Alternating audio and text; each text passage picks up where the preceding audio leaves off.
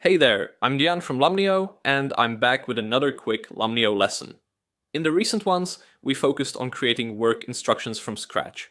In this one, we'll take a look at how to use them in our mobile app. First, I'll show you where to find them, then we'll try going through one of them, we'll learn how to pause our work, and to finish things off, we'll take a look at our activity history. So let's get started. We'll sign into the app and begin on the home screen. If you want to find a specific work instruction file, you'll need to switch to the Library tab, where you can find the content you're looking for. Or you can simply scan the QR code associated with the instructions. We'll select the file we created last time around and start it, so we can hand off the company car correctly. Let's summon our friend Vito again to walk us through the instructions. First, we'll read through the info on the first screen. It appears that our car is positioned correctly, so let's continue to the next step. In this one, Vito will have to input the car mileage, so let's do that.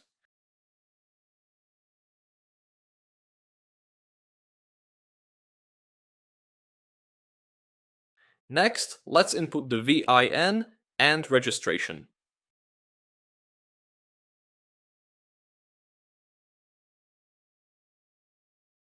Good, let's move on to the next step.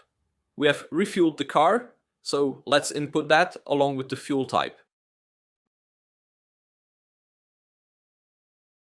And now to scan the invoice, right? The only thing is, Vito left it on his table in the office, so we need to suspend the instructions and go get it. To suspend the instructions, you need to click the three dots down here and select the suspend option.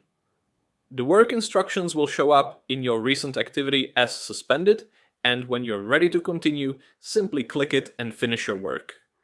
And while I was talking, Vito has made his way to the office, where he can scan the invoice by clicking the photo button. Great, now let's go back to finish the rest. In the next few steps, Vito will have to take a picture from all sides of the vehicle. So, let's fast forward while he takes the pics.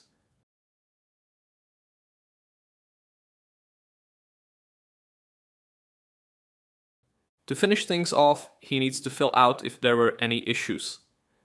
None are selected by default, but he'll select one now. And finally, he'll leave a message.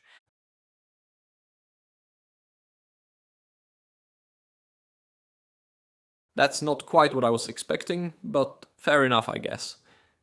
And that's it. He did it. Vito has successfully returned the company car. This even shows up in the last activities panel in the app. So, let's recap. We learned how to find and use the work instructions, we suspended our work, and we looked at our last work items. I hope you enjoyed this Lumnio lesson, and I'll see you in the next one. Or in the last one if you haven't seen it yet. Anyways, go watch some of our other stuff, it's really cool.